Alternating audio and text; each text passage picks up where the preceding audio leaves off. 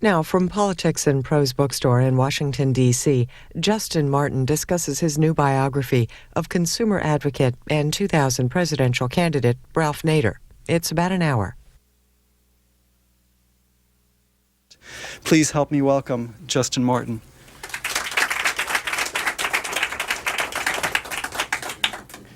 Well, it's a pleasure to be here at Politics and Prose to talk about Ralph Nader, and thank you everyone for coming out tonight.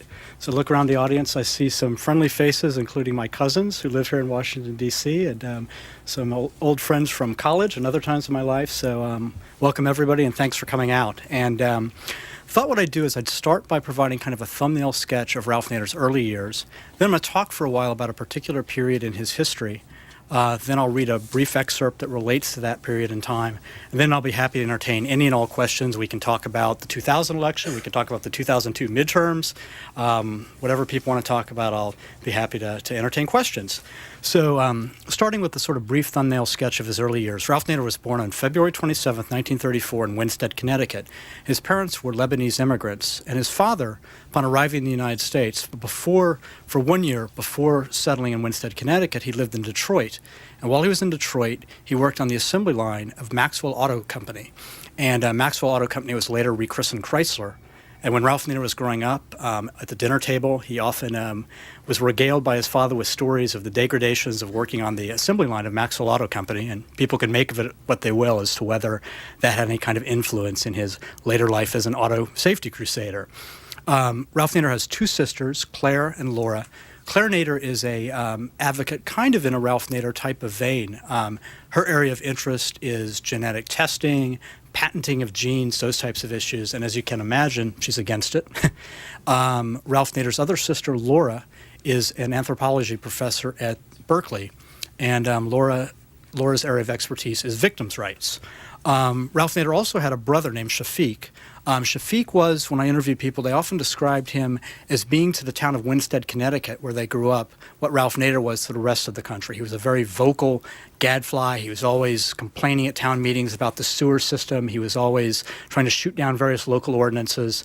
And Shafiq died in 1986. Ralph Nader went to Princeton University undergrad, and he attended at the same time as Donald Rumsfeld. And Rumsfeld at that time was kind of a big man on campus. He was on the wrestling team. And during one of my interviews with Ralph Nader, he described Rumsfeld as the smug wrestler. While Ralph Nader was at Princeton, he owned his last car he would ever drive, which was an old Studebaker. One time he was driving around on campus, and this kind of abstracted-looking man with flowing white hair kind of wandered out into the line of his car. Ralph Nader had to slam on the brakes. He stopped right before this person, looked up through his front window, and there standing before him was Albert Einstein.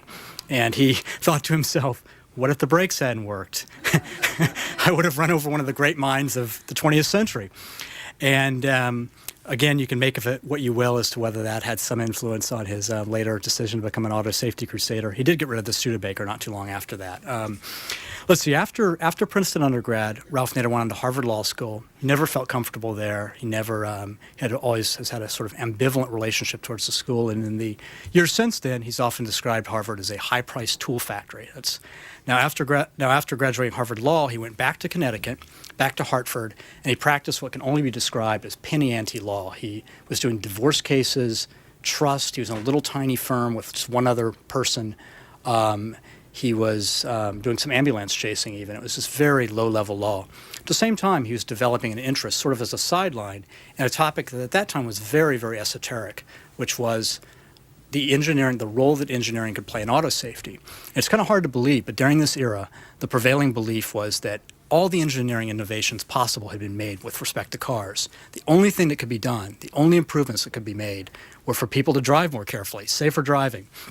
Ralph Nader was of the belief, and it was a fringe view, that maybe there are innovations, things that we've come to take for granted, like seat belts, safety glass, collapsible steering columns, that maybe if you could package drivers within the cars better, even if they're a sloppy driver, they might be saved in an accident. Now, in 1964, Ralph Nader got the opportunity to go down to Washington and work with Daniel Patrick Moynihan, who's one of the handful of people who also subscribe to this kind of esoteric view about the role that engineering could play in safety. And while Ralph Nader was down in Washington, working with Moynihan, he sort of laid the groundwork, for Unsafe at Any Speed, which came out in the autumn of 1965. And looking back, people probably might think that Unsafe at Any Speed was just an instant sensation. But in fact, it was a very serious book. It was taken very seriously. It was reviewed in some places like Science Magazine and San Francisco Chronicle. And people sort of did a lot of discussion of how it was an important book, and it was destined to sink without a ripple had it not been for the fact that one of the parties named in the book, pointed to in the book, General Motors, was very concerned about Ralph Nader's pointing to them for their what he asserted was faulty engineering in the production of the Corvair. And so they assigned a couple of spies to tail him around Washington, D.C. Also, Nader had some strange experiences when he went into a Safeway at one point, also at a newsstand at one point, where he was accosted by women. And Ralph Nader had the belief, or had a notion, that maybe these were sex slurs put upon him by somebody who was looking into his background to maybe discredit him. And so he mentioned the fact that he thought he was being tailed to a guy named James Ridgway, who at the time was a reporter for the New Republic. Ridgway did some digging and was actually able to find out that, yes, in fact, General Motors, there was somebody tailing him. It was General Motors. He broke the story and it just created an immediate splash. Now, at this time, Nader was doing very sort of quiet, not particularly closely followed testimony before Congress on the topic of auto safety. And when the story was broken that Ralph Nader had been tailed by these spies, the person who oversaw the congressional committee before which Ralph Nader was testifying demanded that the president of GM appear before the subcommittee to apologize for harassing a congressional witness.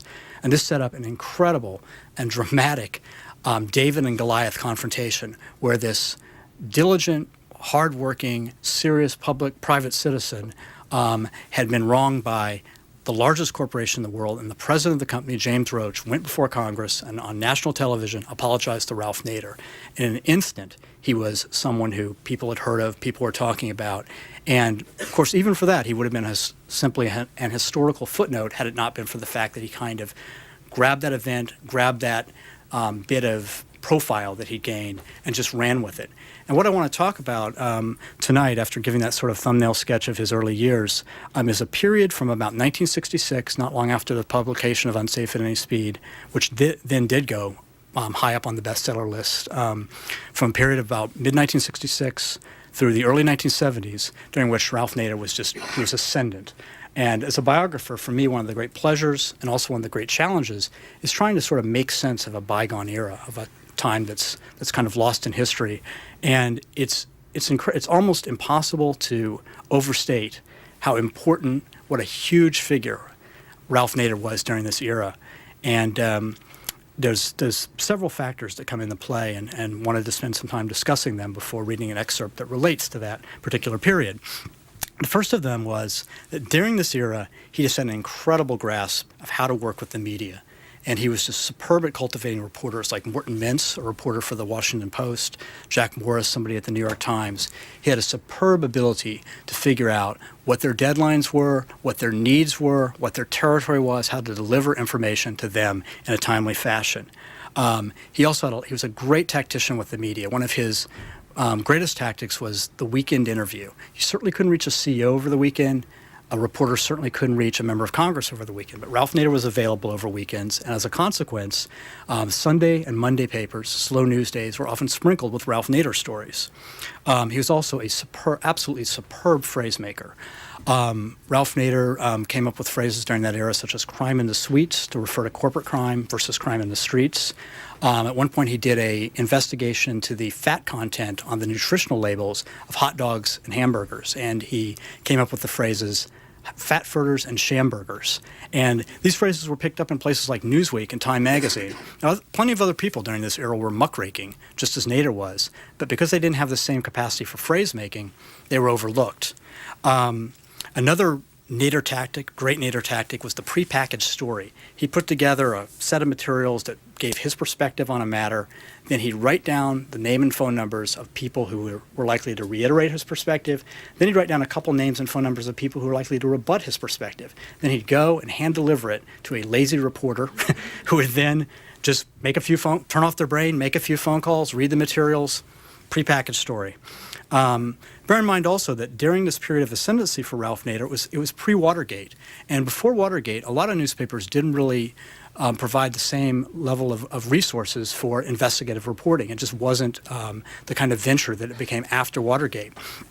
Meanwhile, Ralph Nader was off doing things like going down to West Virginia, looking into black lung disease among the miners.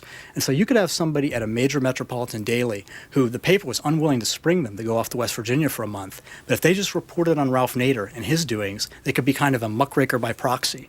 And there was a lot of that in this era. One other thing that really struck me with respect to the media, in the course of doing my research, I had to look at literally almost every day's worth of the New York Times and Washington Post from during this era. And regularly, Ralph Nader would be on the front page 2 or 3 times a week in these major metropolitan dailies. And often, all that the story was a dutiful recounting of a press conference that Ralph Nader had held. It would just say, Ralph Nader held a press conference today to discuss the fact that the wicks in a certain kind of candle have the risk of throwing lead into the environment or into the air. And at the end of the story would have a little bit of dutiful rebuttal where, the American Candle Making Association says Ralph Nader's all wet. He's up to his old tactics again. But it was incredible. I mean, he called a press conference, front page of the Washington Post, front page of the New York Times. The fact that Ralph Nader was in the media, was so ever-present in the media, guaranteed that Congress would pay attention to him. Now, part of this is just good old-fashioned enlightened self-interest.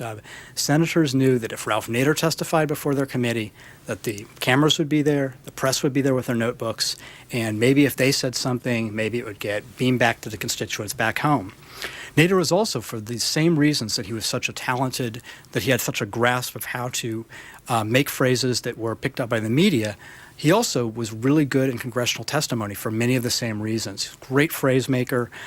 He had sort of an air of controlled outrage that he was able to communicate. And I remember when I was doing my research, I spoke with a person who was a legislative aide to Teddy Kennedy back in the late 1960s. And he told me that he had this incredible coup where he managed to get Paul Newman to come before Congress to testify. And he expected this would be great, that this would go off very well. But Paul Newman proved to really be very poor at testimony. He was a movie star, but he did not have the seriousness or the gravitas. Nader had that, and that made him, again, an excellent it made him very sought after during that era to testify before Congress. It's something that these days he barely ever appears before Congress at all. In this era, it was not unusual for him to appear before various subcommittees once or twice a week. He's also, as he was with the media, he was a great tactician with Congress. And one of his great techniques was to call up a senator and say, or meet a senator and say, Mr. Senator, would it be possible for me to make the introduction of one of your staff people? And the senator was happy to oblige. And then as now, senators are busy making public appearances, trying to get reelected, but it's often the staff people that have their fingers in the nitty-gritty details. They're the ones who might set the legislative agenda. They're the ones who are considering a bill, how and what form it may be considered and what form it might be passed. So in effect, by meeting a senator and saying, and sort of networking down, saying, can I get to know your staff person, he then in turn got to know a person who then could influence the senator in a very substantial and significant way. One more great Nader tactic was the patented late-night phone call. And Ralph Nader had no compunction about calling a senator at 2 or 3 in the morning.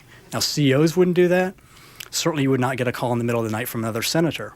But Ralph Nader did, and it did a lot towards communicating that here was this guy who was a public servant.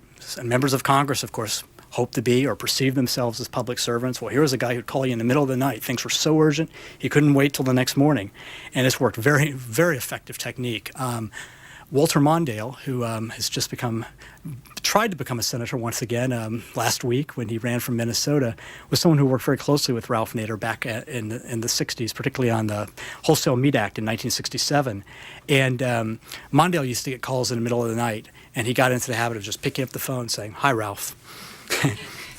Now, the fact that he was a media darling and the fact that he had this incredible profile before Congress guaranteed that Ralph Nader would get a ton of mail.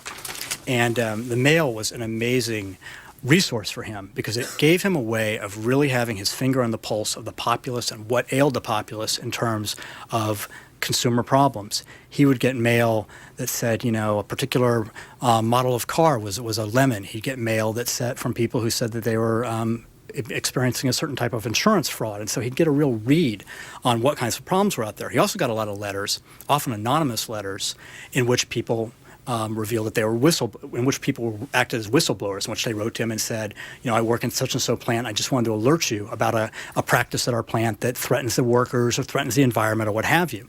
Now, during this era, Ralph Nader headed up an organization called the Center for the Study of Responsive Law. It still exists today, and he still heads it up. People that were somewhat intrepid would figure out that this was his organization, and they'd learn the address, and they'd send him a piece of mail at the Center for the Study of Responsive Law. Of course, a lot of other people couldn't figure that out necessarily or didn't bother to, but they might read an article in the Time magazine or Newsweek, a profile that mentioned that his family still lived in Winsted, Connecticut. So his family in Winsted got a huge volume of mail that said, please forward this on to Ralph Nader. And his mother would dutifully go through the letters and mark them up, read this, Ralph, ignore this one, and send them on to him in Washington. Other people simply just took a stab in the dark and wrote Ralph Nader, Washington, D.C., or Ralph Nader, Senator, Washington, D.C., which wasn't even true.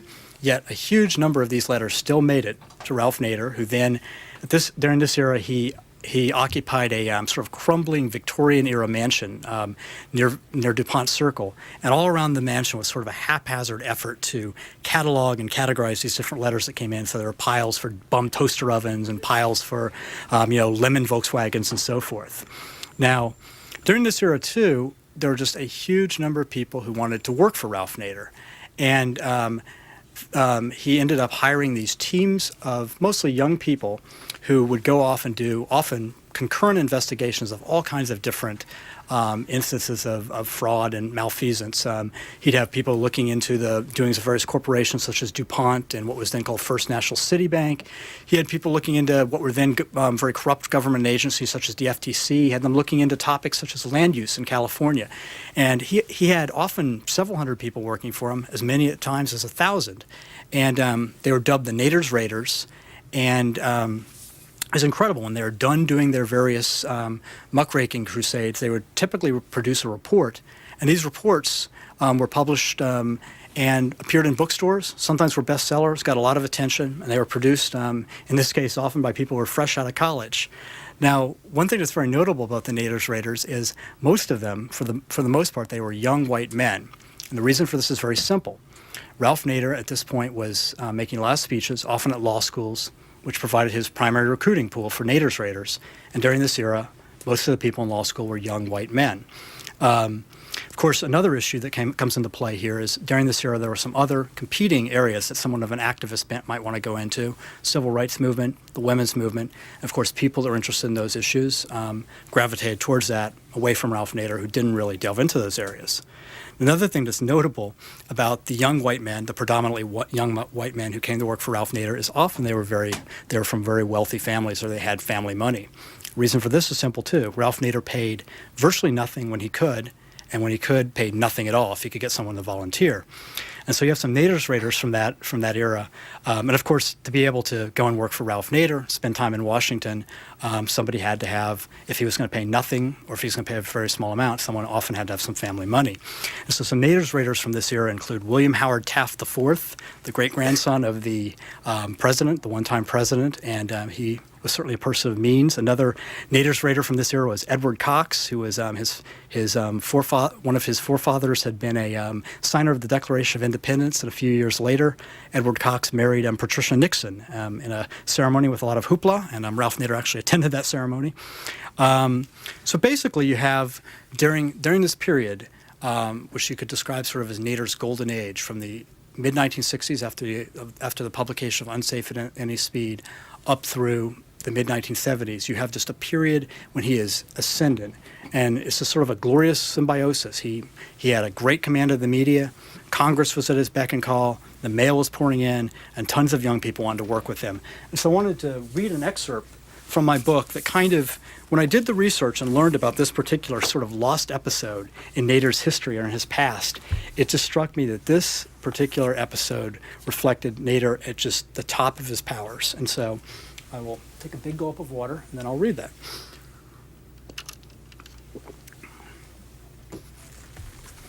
On November 20th, 1969, Nader delivered a speech at Miss Porter's school in Farmington, Connecticut.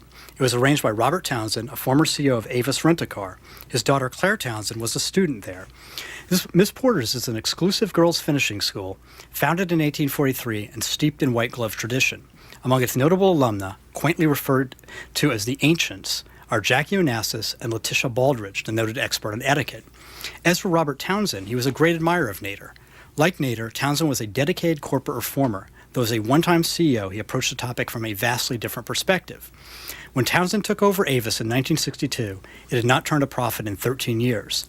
Townsend leveled hierarchies and freed up communications among the employees. His management style was a timely mix of the industrial age and the Aquarian age, and it succeeded in reinvigorating the company. Townsend's 1970 book, Up the Organization, is a classic of contrarian management advice. He would also serve as a major financial backer for various Nader projects in years to come. Nader's Miss Porter School appearance was extremely successful. The school, like Avis and just about every other institution in America, was going through tremendous upheaval in 1969. Among the 230 girls present for Nader's speech were a number who had older brothers serving in Vietnam. Many were also starting to question the prescribed roles they were expected to play in the course of their lives. Debutante, society wife, wealthy dowager, perhaps. The wider world was sneaking across the manicured lawns of Miss Porter's school. Lally Lloyd was a student at the school in 1969. She attended Nader's speech and has the following recollection. He's a very passionate speaker, and he got us all very stirred up. We became excited about the idea of what it was that we could accomplish as consumers and as citizens. Following the speech, girls flocked around Nader. He was besieged by questions. The girls wanted to know what they could do, how they could fix what ailed society. They wanted to be raiders. That night, Claire Townsend filled her diary with reactions to the big speech, interweaving impassioned notions about how to make the world a better place with assorted observations about Nader himself. First impression, tall, thin, gaunt. Second impression, shy, nervous. Third impression, funny and nice. Fourth impression, witty, intelligent, articulate, and concise. Back in Washington, Nader mulled over his exuberant reception at Miss Porter's school. Was there a project, he wondered, that would be manageable and appropriate for teenage girls? How could he channel all that youthful energy and idealism? Then it hit him, nursing homes. Teenagers frequently worked as orderlies, and the subject matter, abuse of the elderly, was far less demanding than much Nader fare. Nader selected 5 girls, Claire Townsend and Lally Lloyd among them, to spend the summer in D.C., conducting an investigation of nursing homes. Margaret Quinn, a 25-year-old teacher at Miss Porter's, would accompany the girls as a chaperone. This was a strange new subspecies of Nader raider, teenage and female, but also impossibly privileged. From the latter standpoint, they bore a marked resemblance to the initial 7, Cox, Taft IV et al., who had investigated the FTC. Claire Townsend, besides being the daughter of a corporate chieftain, lived in exclusive Locust Valley, Long Island. Lally Lloyd was from a tony Philadelphia suburb and had been born into an investment banking dynasty. Her father worked for Drexel Burnham Lambert, the firm her great-grandfather had founded. A bemused press dubbed the 5 the Maiden Muckrakers. In an interview with the New York Times Magazine, Nader explained the logic in hiring a team of teenagers, in quotes, "The nursing home project did not require the kind of specialized legal and accounting knowledge that investigating, say, First National City Bank does. There's also a great deal of suffering in nursing homes, and the industry is saturated with government involvement. I feel society is tested by compassion, by its treatment of the very young and the very old. So there was a tremendous symbolic reason I wanted young people on the project. And why young people of such manifest privilege? In quotes, there have been all kinds of investigations of nursing homes and the problems of the aged, but they weren't really dramatic. With Claire and the girls, it would be the very young reaching out to the very old. And here also were young, pretty, rich girls from Jackie Onassis' school, and I felt that what these girls did would be noticed. Often with the Maiden Muckrakers, chaperone in tow, to spend the summer in Washington. As a rule, Nader interns, even those who had family money, tended to choose suitably seedy accommodations for the summer. They might crash on a friend's couch or rent a vacant dorm room at one of the city's many colleges. Not this group. Instead, Robert Townsend purchased a townhouse in southwest Washington so they could live in the style to which they are accustomed. The girls set up house, divvied up cooking nights and cleaning duties, and bought a mongrel dog they named Ralph. First order of business was finding jobs as aides and orderlies. The plan was for the 5 to split up and work sub rosa at various nursing homes. They would keep diaries of the atrocities they observed for use in a report. Here's a choice excerpt from Claire Townsend's diary. The nurse I was assigned to, Ethel, was so kind to some patients and so mean to others. It was especially cruel when the two extremes happened in the same room with 2 patients. While Ethel and I were putting the favored patient to bed, doing a lot of extra fussing and smiling and taking a long time, the other patient, who was sitting in a chair in her own filth, kept saying, "Girlie, please put me to bed." But I didn't know how to do it. I'd been given no orientation and no training whatsoever, even though I'd said I'd never done this type of work before. So I just stood there feeling helpless and horrible, waiting for Ethel. Finally, Ethel came over, dragged the woman out of the chair, slammed her against the bed, and began to undress her roughly. The old woman kept saying that she was slipping and about to fall, but Ethel just told her to shut up. Then Ethel swung the old woman into bed, threw the covers up over the woman's face, and left the room. Besides nosing around nursing homes and keeping diaries, Nader also wanted the girls to do some original research. He directed them to interview various experts in government and the elder care industry in order to gain a deeper understanding of the issues. This aspect of the project proved daunting. Lally Lloyd interviewed a specialist on for-profit nursing homes at the Securities and Exchange Commission. In quotes, "This guy knew perfectly well he could not resist an interview request from Ralph Nader," she recalls, "but he gave me nothing. I only got out of him what I knew enough to ask for, and I don't think I was as well-informed or well-prepared as I might have been." On another occasion, the girls tried to infiltrate a meeting of the American Nursing Home Association. Dressed in appropriate business attire, the five filed into the auditorium and took their seats. They thought they were being discreet, but they were also, quite visibly, the only teenage girls present. The next speaker to the stage blew their cover. "I understand we have some visitors here," he said. "Will the young ladies who are working for Ralph Nader please stand up?" The girls arranged a strategy session with Nader to learn how they might get better results. He gave them some tips on how to play rough with sources. One of his suggestions was to tell the interviewee that someone from a competing organization had promised the same information. In quotes, "I have a source who can have the information ready by next week, but I thought maybe you could give it to me now." As an alternate approach, Nader suggested the girls might try to shake these nursing home bureaucrats out of their complacency, really remind them of the true nature of their work. Nader suggested saying something along the lines of, "You seem to be caught up in quite a bit of paperwork here. Do you ever think about or even feel for the 1 million nursing home patients around the country?" The girls tried Nader's hardball strategies, but had limited success. What truly worked, at least in their case, was inviting sources over to the townhouse for dinner. They discovered that a home-cooked meal, enjoyed in the company of comely teenage girls, worked wonders at loosening people up. Dr. Robert Butler, a Washington psychiatrist who specialized in aged patients, stayed past midnight, a font of tips and leads and other useful pieces of information. The girls also tried to get Nader to come over for dinner. He was rather hesitant. Impropriety, the mere appearance of impropriety, had been a constant concern for him ever since the alleged GM Sexler incident. In the intervening years, his list of enemies had only grown. He had no doubt that there were powerful interests out there who would love to get some dirt. Dining with teenage girls, he felt, had limited potential to be twisted or misconstrued.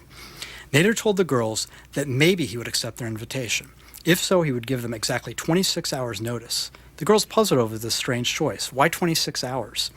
One day, late in the summer, Nader called the girls' house. Claire Townsend answered. It was 5 p.m. Nader said he had decided to accept their dinner offer, expect him the next evening at 7 o'clock. 26 hours. The girls never did figure out the reason for this quirk. As one-time raider Andrew Egendorf noted, Nader liked to conduct his life like a spy. As for planning the menu, it proved quite a challenge. During their phone conversation, Claire asked Nader if he would like a chicken dish. No. Oh, she pursued. Well, do you like any kind of meat? No. Are you a vegetarian? No, but just about to become one. I see. What do you like? Tomatoes, onions, and squash. Uh-huh. What do you like to drink? Do you like wine? No. Milk? No. Water? No, neither would you if you knew what was in it. Well, what do you like? Grapefruit juice. The girls pored over a Betty Crocker cookbook until they came across a recipe calling for tomatoes, onions, squash, eggplant, and green peppers. They also consulted with a Lebanese friend who helped fix tabbouleh. Upon sitting down to dinner, Nader said grace in Arabic, a big hit. By all accounts, he quite enjoyed his home-cooked Middle Eastern meal prepared by 5 Connecticut prep school girls. He did not stay past midnight. At the close of the summer, the Maid Muckrakers participated in a rite already undertaken by a number of other Nader teams. They wrote a report entitled Old Age, The Last Segregation that was 229 pages long. The bulk of it consisted of diary entries recounting the grisly episodes the team members had witnessed while working undercover in various nursing homes. Nader predicted that the project would be dramatic and garner attention, and it did. Reviews were overwhelmingly favorable, though with some reservations. The consensus held that the passages from the diaries were the most effective part of the book. They provided a fresh-eyed look at the human suffering that existed in nursing homes, an issue to which many supposed pundits had grown inured. Otherwise, it was agreed, the book broke little new ground. The public policy recommendations were unimaginative, merely rehashings of ideas in the existing literature. Then again, the authors were teenage girls. The 5 also got a chance to testify before Congress. They appeared before the Senate Subcommittee on Long-Term Care's Special Committee on Aging, chaired by Frank Moss of Utah. Before their testimony, while waiting around outside the Senate committee room, the girls started to get a bit giggly. Nader shushed them. Above all, he cautioned, you must be serious. Thank you.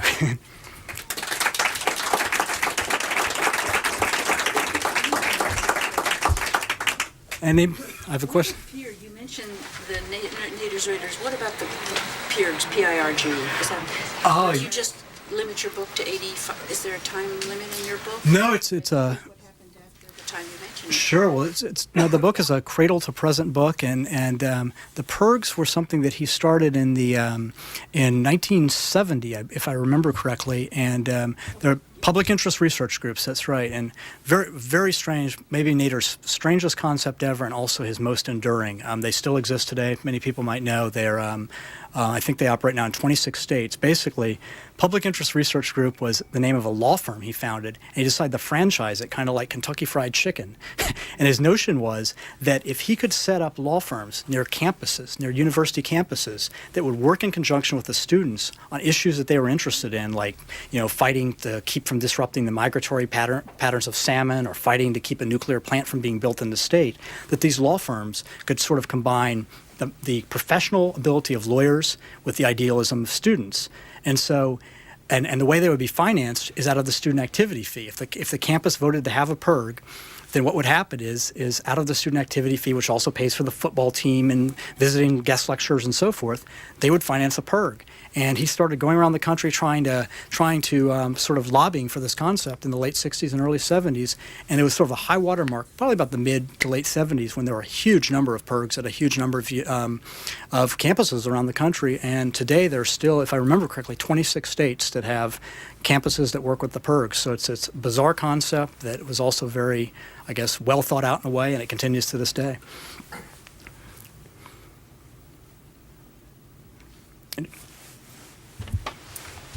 You. Oh, yeah, sorry. I actually wonder what, if you, in the research for your book, if you came upon anything about his orientation towards the Vietnam War. Obviously, that was the height of his popularity, sort of, as you described, but it seems, did he ever use his popularity to sort of take a position towards the war or talk about that much at all? Absolutely not. It was a very conscious and careful decision on his part. As a great tactician, he has always avoided getting involved in issues that are well served by other people. And there was a very vibrant, fully formed anti-Vietnam movement, and he resisted. He was constantly called upon to join this movement, to lend his good name to it, as it were. And he refused, and his reason was he really wanted to concentrate on what was narrow and also very broad, which was consumerism. And he would regularly make comments when he was called upon to defend his conspicuous absence from being a Vietnam protester. He would often respond that as many people are killed on the highways in a given year, more people were killed on the highways in a given year, even during that era, than had been killed in the Vietnam War so far. So he was concentrating on a place that he would say where great carnage was taking place. So no, he was always very willful and very careful, canny in avoiding becoming involved in things like civil rights, the Vietnam War, etc. Yes? Yeah, I just wanted to ask you a question about the actual writing of the book. The fact that he's a very private person is sort of well publicized. And so how did you go about actually, getting permission to write the book and get the interviews with him and so forth? And how was that? The interviews went very well. I did a sort of a classic biographer's technique, which was I started researching the book without permission, and I simply I got permission from my publisher, which meant that I had some reason to go out and start with this undertaking. And I sent a request to him early in the going, and it took a while for him to respond. And in the meantime, I just started interviewing tons and tons of people who'd worked with him over the years. One thing that's sort of notable about Ralph Nader is he's rubbed shoulders with and worked with thousands and thousands of people. He's also parted ways poorly with the vast majority of them. It's incredible. He really clashes with a lot of his former employees. And by virtue of that, there was a huge pool of people out there who were comfortable talking about him and quite willing to talk about him. The 2000 election, furthermore, alienated a lot of his. many former Naderites, many former Nader Raiders are Democrats. Some of them are Republicans. Any of those folks were happy to talk. People I felt, many people kind of got their start with him. He sort of shaped their view of advocacy that they are carrying through this day. So people weren't necessarily negative about him, but they were comfortable talking about the good and the bad because people sort of passed through his organization. There's not too many people have stuck with him over the many years, so there's a huge number of people out there who have Nader experience, as it were. So I started by talking to a lot of them, and then gradually, when it became clear to him, I guessed that I was, doing a serious, that I wasn't trying to do a hatchet job or anything like that. He was comfortable and was willing to talk with me. And you had a question? Well, you described this great legacy that he has of the 60s and even into the 70s. What do you, maybe you wrote this in the book, I don't know, but what do you think will be the legacy of his experience with the Green Party? Good question. His first and foremost, he may not even, it would not surprise me if he ran for president again. It would not surprise me if he ran for president not as a member of the Green Party. One thing that's interesting is he never joined the Green Party, even though he's their presidential candidate. He likes to hold himself vigorously independent.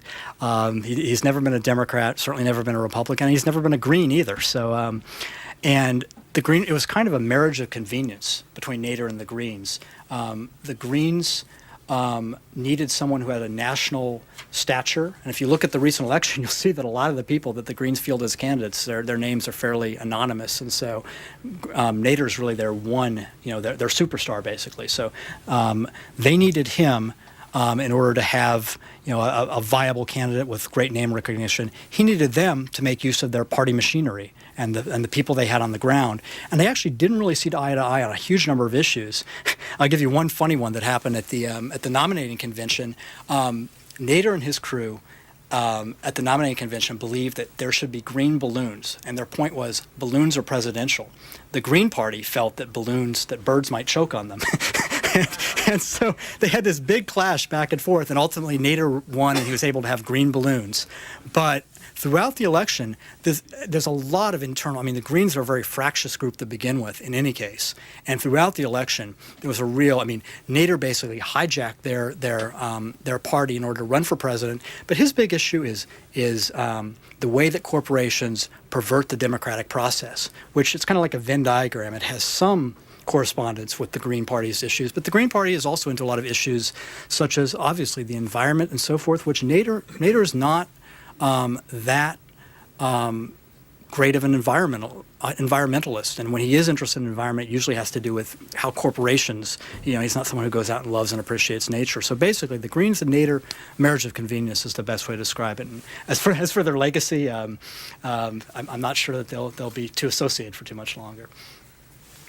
One of those people I think you alluded to, I really admired him and loved his politics. I helped bring him to my law school 20 years ago. I was head of DC PERG, all that stuff. Mm-hmm. And I'm really furious at him for what he did in 2000. I am furious at him. And I think the elections the other night come out of the fact that he gave the election to Bush.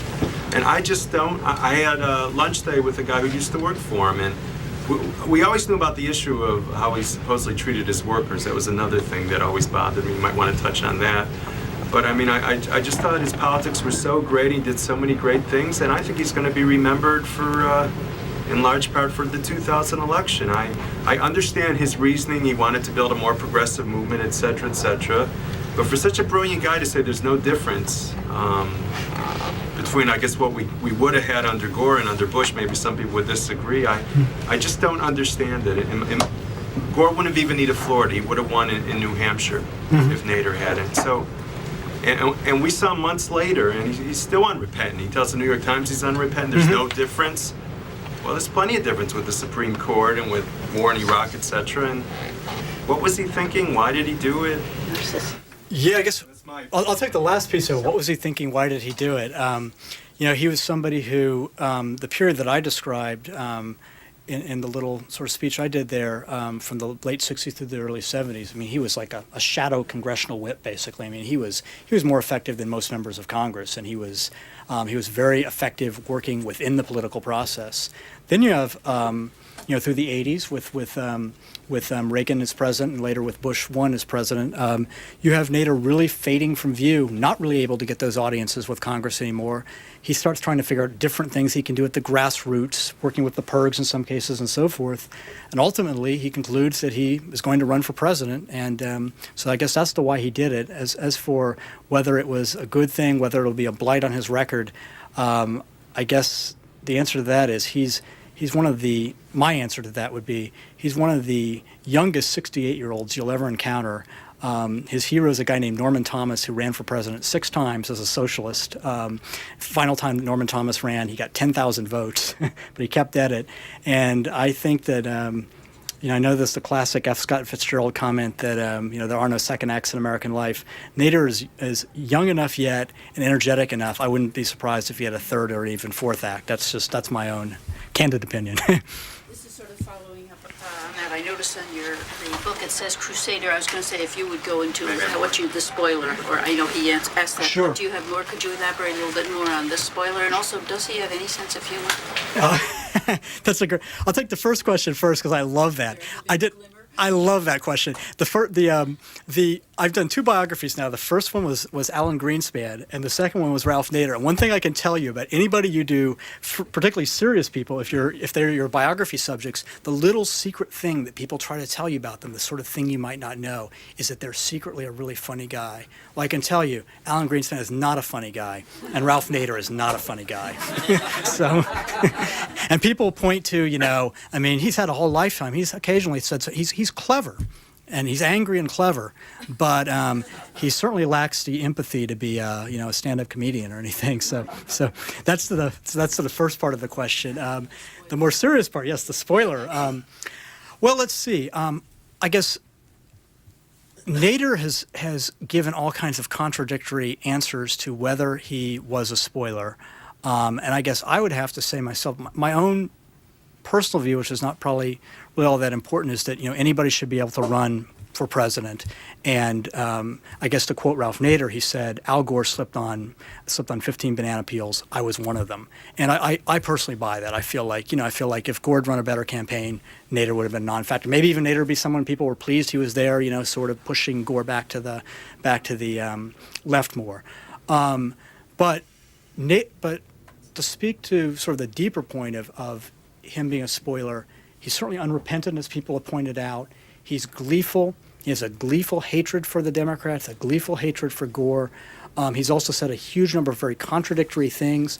One thing that he certainly made mention of periodically, I saw him at a Green Party function where he talked about, he didn't describe it in so many terms, but it's sort of this notion that if you push the pendulum far to the right, then it'll swing back wonderfully to the left, which is kind of a silly way to look at history because it means make things bad so they'll become good again. And so he kind of takes credit for, when things go bad, he actually, and he actually calls up, I interviewed an old friend of his from Princeton who he calls up periodically because, can you believe this John Ashcroft, and he's sort of, without any irony or sense of, well, maybe I had some role in there being this John Ashcroft. So I guess one thing that's certainly the case is anybody has a right to run for president, in my view at least, and you can certainly look, in fact, and see that Harry Brown, the Libertarian candidate, he took more than 535 votes from Bush in Florida.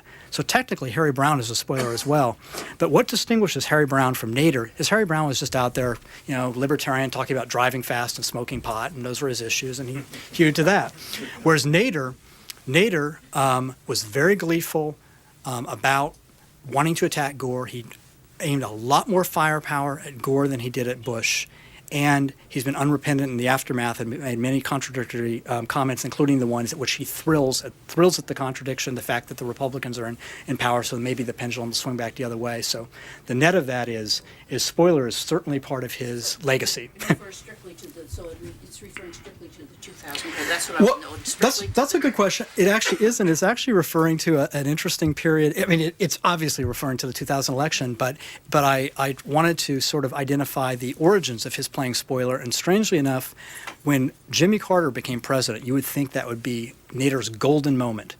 And instead, it was the beginning of the end for him as a figure as powerful as he was in the 60s. Because what happened was the government was flooded. I mean, Jimmy Carter met with Nader several times after being elected president, before becoming president, during the transition period. And he met with him and showed a great obeisance. I mean, he said, what should I do? Who can I bring into the government? And Carter actually listened to Nader and brought a huge number of Nader associates and former Nader raiders into the government. And what did Nader do? He attacked his former colleagues and said, why can't you get this done? Why can't you do this fast enough? And so people who should have been his allies in government, instead he completely alienated them. And the Carter administration, most people date the beginning of his decline to the Reagan era, but the Carter administration, Nader was so churlish and so difficult with his former colleagues in government that nothing got done, and at that point he sort of played spoiler to his own movement, as it were. Remember they used to refer, at least in English literature, to the four humors, and he sounds like bilious. Mm-hmm. Mm-hmm. I think that's an apt description, yes. I think it's interesting. In the course of your discussion, you were saying that he wasn't able to get support from people supporting the civil rights movement or the women's movement. You said he didn't care much about the environment. I mean, I think the reason he can be gleeful is that he doesn't care very much about things that are very, very important to a lot of people in this country. And it's all well and good for him to be gleeful and act as spoiler, but these issues are of enormous relevance to so many people in this country. I think he bears a great weight of responsibility, and I think he should be ashamed of himself. Yeah. Well, you're dead on what you say. I mean, there's certainly something about Nader, which is he's distant. He's removed. He likes to have it's a theoretical criticism of how corporations are perverting democracy. But then when it gets down to actual people and their daily lives, he has a bad track record on the opinions he's expressed. When he ran for the Green, this is his second time around, 2000, as the Green Party candidate.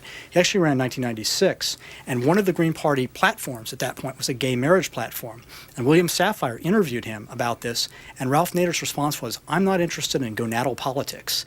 And that, as you might imagine, really stuck in the craw of a lot of gay people. In fact, in 2000, when he ran again, a lot of gay people who were Greens actually broke away, annoyed remembering the gonadal politics comment. During the 2000 election, it was pointed out to him that if, in fact, Bush was elected, that it was possible that Bush would nominate certain justices who might start to eke away at or even ultimately overturn Roe versus Wade. And Nader's response on I can't remember the talk show, but on a national talk show was, well, if Roe versus Wade is overturned, it reverts to the states, which is from a pure legal standpoint, absolutely true. That's right. If it was overturned, the state of New York could continue to have abortions be legal. The state of Alabama could make them illegal. But to make a comment like that if Roe versus Wade were overturned, it would revert to the states, showed a real legalistic mind at work. And it didn't think about the fact, well, that would be of immense anxiety to a lot of people. And in certain states where it would be quickly overturned or the overturning of it would be upheld, bad news. So, yeah. The wealthy white man's movement, those were his raiders. Yeah, it's a classic criticism of the Nader's raiders, and then it's a classic criticism, as many people might know, of the Green Party, interestingly enough, as well. So, yeah. Mm-hmm. Go ahead. I'm sorry. I actually would just like to speak to that point because I think it's an interesting one. I mean, is the conception that all wealthy white men should be Republicans then? I mean, I'm not sure. I mean, as, a professional white man, I take exception to the comment that, again, somehow wealthy or well-off white people shouldn't be working on behalf of the rights of workers or the environment and whatnot. So I just think that, that comment, I'm not exactly sure what the proper response is to. Yeah, that's a fair. I mean, certainly it was good that he had people working for him, and they were doing good. They were helping, and some of them later became Republicans. Actually, a surprising number of them did. So it wasn't as if these were future Republicans doing good things on these various issues. But I guess it is also notable that he's certainly. There's an elitist element to him, which is notable. He went to Princeton, went on to Harvard, and he's always been interested to give an example, he's never been interested in getting involved in the messy stuff, civil rights, gay rights, what have you. He's always preferred to have clean-cut, young, often white men rifling through the files of an obscure government agency, trying to find out about what corruption is involved there, which is a worthy pursuit and much more worthy than other things that other people are doing of all races and creeds. But it is notable that he's never wanted to get his hands messy in some of these other issues. So. If, as you indicate, that he's currently still that concerned about corporate ethics, I think what we've seen the past several months with Enron, WorldCom, and so on, these would be tailor-made issues for him. Why has he been, it appears to me, conspicuously silent? Is it lack of credibility because of the 2000 election, which I, largely agree with this gentleman over there, that he had inflicted enormous damage on this country simply by causing Bush. Great question. I might just say parenthetically that I've heard through a number of interviews his stock phrase is, well, how could you do this with so much at stake in the country and the world? You cost Al Gore that 1% that would have made the difference in this large state and so on. And his response, very sarcastically, has always been, no, it's actually that Al Gore cost me 48%. Mm-hmm. Yep, no, that's he likes to say that. That's a favorite, a chestnut for him. I'll speak to your question, which is a very good one, which is why what a tailor-made, as you said, WorldCom, Tyco, Enron, Martha Stewart, the list goes on and on. Why is he so conspicuously absent? I actually talked to him about that. One of the last interviews I had with him, he said he just can't get any traction. For one thing, if he was to become involved in these issues, one thing he would necessarily need to do is work with Congress. And he can't work with Congress anymore. He lost that constituency a long, long time ago. Another interesting thing worth noting is because he set in motion an entire movement that seeks to look at acts of corporate malfeasance and crime and so forth, there are other people that have sort of picked up the mantle for him. And so there are other organizations out there that kind of maybe Nader set in motion, which are on the case. The final thing is definitely, as you say, there's a credibility gap that hurts him, that makes it difficult for him to get involved in this. He's been trying to put together what he calls a citizens coalition on Enron to get real substantive stuff done, as he terms it, versus the sort of the window dressing that Congress has been undertaking. But it hasn't made much of a ripple at this point. All this, he still believes the two parties are exactly the same. Does he believe that? Yes. In light of all the corporate malfeasance that's transpired the past several months, he's still fixed on that. No, he still believes that they're very close together. So, yes. So painted a picture of a man who's very interested in a narrow issue. He, corporate malfeasance, consumer advocacy, right? And he used to be involved in Vietnam, anti-Vietnam demonstration, civil rights. So what was all of a sudden the propulsion? What was the impulse that? It's like, okay, so he specialized on something. What was the impulse that had him seek this sort of a national office, to wanting to broaden away? In fact, you do have to care about a much broader spectrum of issues. What was... Good question. Well, he expanded his critique. His critique has always been that corporations, he originally viewed it as the producers versus the consumers. And he felt that the balance was tilted in America. Producers had too much power and consumers had too little power. He was trying to seek to redress the balance. He would say that he simply broadened his critique to include the fact that corporations not only were hurting consumers of goods and services, but hurting the consumers of our democracy. And basically it was just a broadening or expanding of this is how he would justify his choice to run for president, that things like campaign finance reform, a huge issue, of course, that corporations were buying members of Congress, basically, and so they were perverting democracy. That the same corporations that once upon a time the biggest danger they posed was faulty cars, such as the Chevrolet Corvair, that they are now actually posing as a threat to democracy. And that would be his argument, and that was his justification for running. Of course, the fascinating thing was once he ran, that was his focus issue, and all the other issues that come with being a national leader, issues like Roe versus Wade, gay rights, you name it. He was very tone deaf on all of those, and so he wasn't very well positioned to take up the huge ball of wax that most presidential candidates have to consider and be able to speak to. I actually have only 2 more questions, so I should see if anybody else has a fresh one. You studied him. I'm thinking rigid, intolerant, judgmental. What would be the 3 adjectives you would use to describe him? Well, I'd pick one of those, and I'd probably say maybe judgmental, but I'd also say relentless.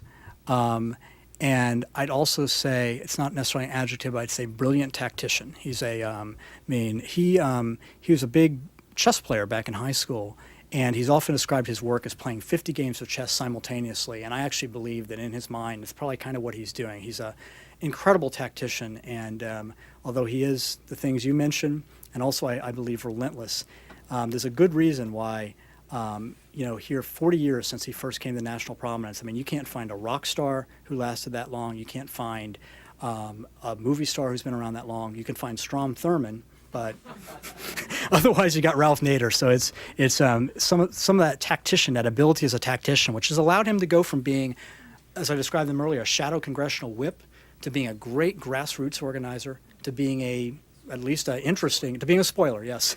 So, one last question, anybody? Why would you say that Ralph was so successful in taking on Corvair and General Motors? How does a guy that didn't have a whole lot of power, much connection, why was he so successful? It seems to me that the newspapers could have ignored him, put it off. Was the car that bad? You may have just touched on it by saying he was a brilliant soldier or a tactician, but what if you could comment on that? The main thing was he was the benefit of just a great circumstance, and that was, I mean, people weren't, the topic of the faulty engineering of the Corvair, which was detailed appeared in great detail in Unsafe at Any Speed, before the spy scandal that happened in the aftermath of that, because General Motors is a very interesting thing. It was kind of the collision of two paranoid forces. General Motors was so paranoid that this book, that actually had they not done anything, wouldn't have made much of a ripple. Down the line, probably these innovations would have happened, seatbelts and so forth. Various people would have gotten credit for them. Maybe Nader even would have played a role, but he wouldn't have been launched instantly onto the national stage had it not been for General Motors' paranoia about the fact that they'd been mentioned adversely in this book and the fact that they hired spies to tail him around. That created this big spy scandal. And then on the flip side of it, the fascinating thing is Nader himself has always been a very paranoid person, kind of kept his doings and goings very secret. And so that was part of the reason that the spies were tailing Nader. They were very puzzled by a lot of his strange behavior. The fact that he lived in a rooming house in downtown Washington, had an unlisted number where they'd call and somebody'd pick up the phone. Mysterious people pick up the phone and say, "Phone's for you, Ralph." And he works at night and sleeps during the day during this era and all these things. And so you got paranoid General Motors clashing or coming together with paranoid Ralph Nader and wondering why this guy's so sneaky, and it just creates this incredible event that basically and it was a very charismatic or very compelling event that General Motors, which at that time was the biggest corporation in the world, that their CEO was called before Congress to apologize to a private citizen who at that point people didn't know much about him except, he's a diligent, serious young man, and General Motors put spies on his tail. So that was an easy thing for the press, which obviously needs, kind of sound bites to be able to grasp onto, David versus Goliath, Ralph Nader versus General Motors, and that launched him into national acclaim instantly. So well, I think time's up here, but I thank everybody for coming out. It was a pleasure.